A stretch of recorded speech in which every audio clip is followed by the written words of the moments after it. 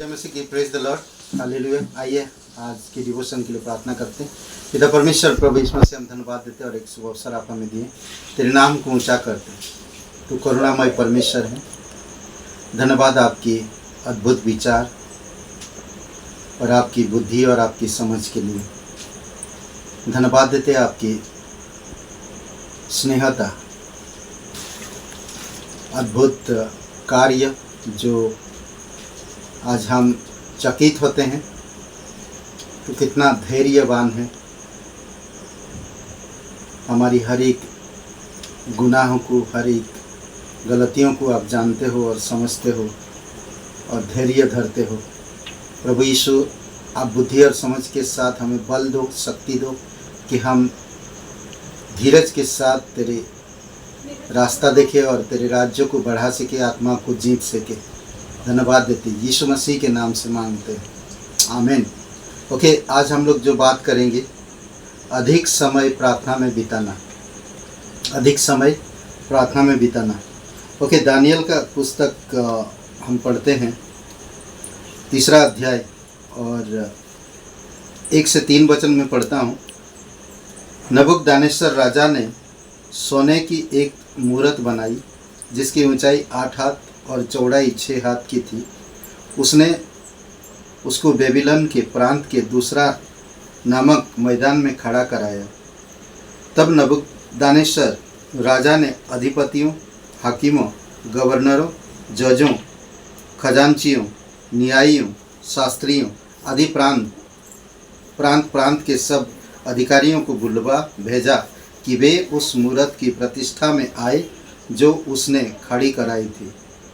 तब अधिपति, हाकिम, गवर्नर, जज, खजांची, न्यायी, शास्त्री आदि प्रांत के सब अधिकारी नबूकदनेस्सर राजा की खड़ी कराई हुई मूरत की प्रतिष्ठा के लिए इकट्ठा हुए और उस मूरत के सामने खड़े हुए।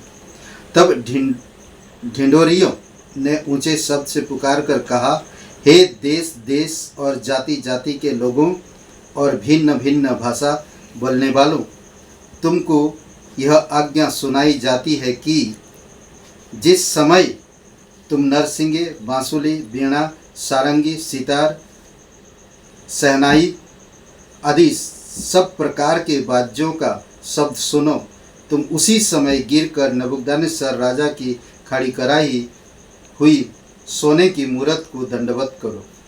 जो कोई गिरकर दंडवत ना करेगा वह उसी घड़ी धधकते हुए भट्टी के बीच में डाल दिया जाएगा। ये था जो नबूकदनेस्सर की राजा की एक मूरत बनाकर खड़ा किए थे और पूरे शहर में ढिंढोरा पिटवाया था। हर एक बड़े बड़े अधिपति, हर प्रकार की लोगों को भाषा बोलने वाले, जितने भी ज्ञानी पुरुष, समझदार, पंडित, संत, सभी लोगों को बुलाकर, गवर्नर, हर प्रकार की लोगों को बुलाकर वो प्रतिष्ठा किया और ये कहा कि जब नरसिंगा फूंका जाए तब सब कोई उस मूरत के सामने दंडवत करे। यहाँ पर हम देखते हैं 3 यहूदी थे जो जीवित परमेश्वर पे भरोसा रखते। मैं वचन 16, 17, 18 वचन पढ़ता हूँ। शद्रक, मेशक और अबेदनगो ने राजा से कहा, हे नबूकदनेस्सर, इस विषय में मुझे उत्तर देने का हमें कुछ प्रयोजन नहीं जान पड़ता। हमारा परमेश्वर जिसकी हम उपासना करते हैं वह हमको उस धधकते हुए भट्टे की आग से बचाने की शक्ति रखता है। पर हे राजा, वह हमें तेरे हाथ से भी छुड़ा सकता है। परंतु यदि नहीं तो हे राजा, तुझे मालूम हो कि हम लोग तेरे देवता की उपासना नहीं करेंगे और ना तेरी खड़ी कराई हुई सोने की मूरत की दंडवत करेंगे। ये उनका निर्णय था। सोचिए, लाखों लोग खड़े हैं, ज्ञानी पुरुष, पंडित, अमीर, राजनेता, जज, पुलिस वाले, आर्मी, हर प्रकार की लोग खड़े हैं। लोग वहाँ पर उपस्थित हैं, उनको निमंत्रण दिया गया है और वहाँ पर खड़े हैं लोग। और ये लोग यहूदी जो बंदी बनाकर ले गए थे, हर प्रकार के लोगों को खड़ा करके ठीक निर्धारित समय पर जब नरसिंगा फूंका जाता, सब कोई उस मूर्त के सामने दंडवत करे, पर ये तीनों नहीं किए। ये लोग कह दिए, अगर हमारा परमेश्वर क्षमता रखता है कि आपकी धधकते हुए आग से भी बचा सकता है और ना भी बचाए तो भी हम तेरे मूर्त के सामने दंडवत नहीं करेंगे। ये निर्णय, ये अद्भुत निर्णय है। ऐसा निर्णय आज हर एक विश्वासी जो प्रभु यीशु मसीह पर विश्वास करते हैं होना चाहिए। संसार की कोई भी ऐसे चीज़ों पर अपने आप को नहीं गिराना चाहिए और ना ही उसमें शामिल होना चाहिए। जब इस प्रकार के निर्णय लेंगे तो परमेश्वर आपके जीवन में अद्भुत चमत्कार करेगा। देखिए यहाँ पर कुछ बातें और भी मैं पढ़ता हूँ। 24 वचन में कहता, तब नबूकदनेस्सर राजा अचंभित हुआ और घबरा कर उठ खड़ा हुआ और अपने मंत्रियों से पूछने लगा, क्या हमने उस आग के बीच में 3 ही पुरुष बांधे हुए नहीं डलवाए? उन्होंने राजा को उत्तर दिया, हाँ राजा, सच बात है। फिर उसने कहा, अब मैं देखता हूँ कि 4 पुरुष आग के बीच खुले हुए टहल रहे हैं और उनको कुछ भी हानि नहीं पहुँची, और चौथे पुरुष का स्वरूप ईश्वर के पुत्र के सदृश है। ये राजा को दिखाई दे रहा और राजा खुद बता रहा। इतने सारे लोग हैं, उनको 4 लोग नहीं दिखाई दे रहे, पर सिर्फ राजा को दिखाई दे रहा। परमेश्वर का एक ही मकसद था कि राजा का मन परिवर्तन करना, और ये अद्भुत चमत्कार सिर्फ राजा देख पाया, 4 लोगों को, और ये भी यकीन किया कि ईश्वर का पुत्र के सदृश है। जिस तरह यूहन्ना देखा प्रभु यीशु मसीह को, ईश्वर पुत्र को, उसी प्रकार से ये राजा भी देखा। और हम देखते हैं कि इनको कुछ भी नहीं हुआ। इससे पहले कि आज हर एक विश्वासी को इस प्रकार का विश्वास करे, जब आपका विश्वास अटूट होगा तो परमेश्वर का चमत्कार आप अपने जीवन में देखेंगे और आपका जीवन एक अद्भुत गवाह बनेगा। एक कसाई की पत्नी की कहानी है, मैं बताना चाहता। एक कसाई की पत्नी की कहानी मैं थोड़ा सा एक बता के मैं बंद करना चाहता हूँ, और फिर आप पढ़ सकते हैं। आग की धधकती हुई आग में परमेश्वर ने उनको किस तरह से बचाया, उसी प्रकार ये स्त्री को भी किस तरह परमेश्वर छुड़ाता और उसकी पति का मन बदल देता है। कसाई की पत्नी। एक गांव में एक कसाई रहता था, उसकी एक मांस की दुकान थी। वह बहुत कठोर व्यक्ति था। उसकी पत्नी जन फ्लेचर जी की सभा में जाकर उद्धार पाई। एक सभा में वो काम से लौट रही थी और जॉन फ्लेचर की सभा हो रहा था। उस सभा में वो खड़ी होकर सुनी, और जब वो सुनी तो उसको उद्धार मिल गया, वो उद्धार पाई, और उसी दिन से वो चर्च जाने लगी, कलीसिया जाने लगी।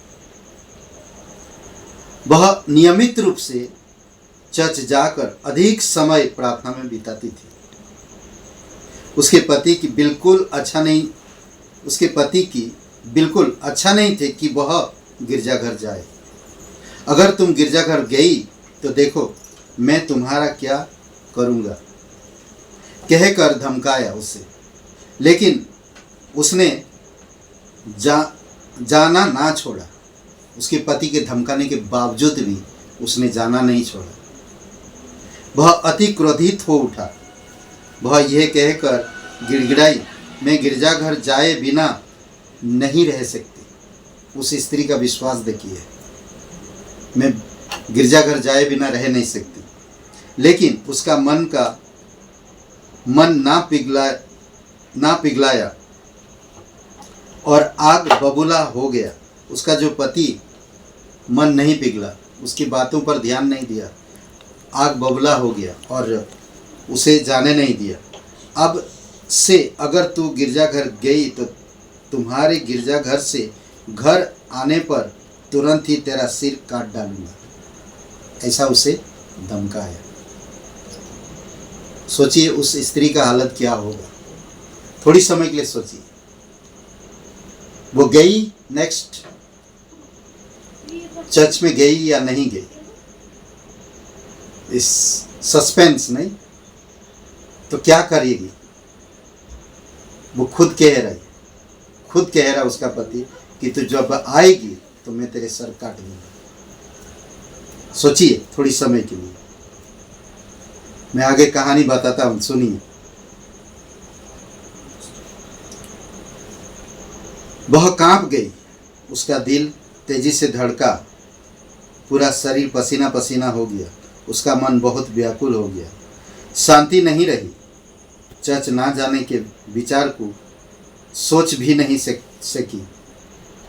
उद्धार देने वाले परमेश्वर का कैसे पीछा ना करूं, उद्धार देने वाले परमेश्वर का पीछा कैसे ना करूं। अपना ये सारा बोझ परमेश्वर पर डाल दिया। भजन संहिता 37 और वचन 5 में कहता है, अपने जीवन की सारी बोझ, सारी चिंता उसी पर डाल दो। करेक्ट। तो उसने वो सब कुछ डाल दी और वो चर्च चली गई। रास्ता में जाते जाते उसने यही प्रार्थना करते जा रही थी, लगातार प्रार्थना करते जा रही थी कि मेरे पति का मन बदल दे। मुझे नहीं मालूम जब मैं लौट के आऊँगा तो वो क्या करेगा, मुझे शक्ति दे, मुझे समझ दे, उसका सामना कर सके। यही सोचते हुए गई चर्च में सब कुछ हुआ, प्रेजेंट वर्शिप हुआ, संदेश दानियल का 3रा अध्याय था। पास्टर जो संदेश दे रहे थे जॉन फ्लेचर, और वो दानियल के 3रे अध्याय से दे रहे थे। वो तीनों दोस्त दानियल और अपने दोस्तों के साथ आग में डाला गया और वो आग से बाहर आए। इस स्त्री का मन मजबूत हुआ, शक्ति मिली, उसे प्रेरणा मिला। वो घर लौटी। वो डर रही, कांप रही थी। उसका पति कहा था कि सिर धड़ से अलग कर दूंगा, और उसने धीरे से दरवाजा खटखटाई तो कोई खुला नहीं। तो दरवाजा खुला हुआ था। उसने देखा तो उसका पति घुटने पे रोक के प्रार्थना कर रहा था। उसने देखकर अचंभा की और वो रो के परमेश्वर का धन्यवाद किया। उसका पति का मन बदल गया था और वो खुद प्रार्थना कर रहा था। सोचिए थोड़ी समय की, आपको और मुझे भी किसी ने बताया और हम उद्धार पाए। कई सारे ऐसे भाई बहनों की गवाही है। आज अगर हम संसार से मन फिराते हैं, उस संसार की बड़ी अभिलाषा की मूर्त के सामने अपने आप को नहीं झुकाते हैं, इस संसार की सरदार शैतान के सामने नहीं झुकेंगे, तो परमेश्वर हमें अद्भुत गवाही दिखाएगा और हमारे जीवन को इस्तेमाल करेगा। अगर हमें उद्धार, परमेश्वर की महिमा और गवाही को आगे ले जाना है तो हमें इस प्रकार के निर्णय लेना होगा और परमेश्वर से लगातार प्रार्थना करते रहना होगा। आमीन। आइए प्रार्थना करते हैं। पिता परमेश्वर, प्रभु यीशु मसीह, हम धन्यवाद देते, तेरी स्तुति महिमा कर।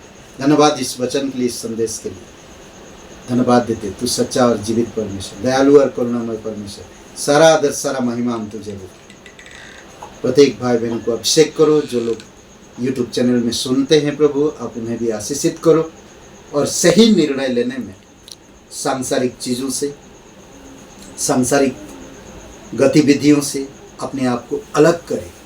पहला कुरिन्थियों का 6वां अध्याय 14 वचन भी कहता है कि हमें अविश्वासी के साथ कोई नाता नहीं, अंधकार और ज्योति का कोई मेल जोल नहीं, धर्म और अधर्म का कोई, इसी प्रकार से हमें रहने की ज़रूरत है। हमें अलग होने की ज़रूरत, क्योंकि परमेश्वर हमें अलग किया है। प्रभु धन्यवाद देते, आपके प्रेम, आपकी बलिदान, आपकी पुनरुत्थान और आपकी स्वर्गरोहण के लिए धन्यवाद देते। यीशु नासरी के नाम से मांगते, आमीन। हे ब्रदर एंड सिस्टर, सबको जय मसीह की, प्रेज द लॉर्ड। शुभ दिन आपका, बहुत बहुत धन्यवाद।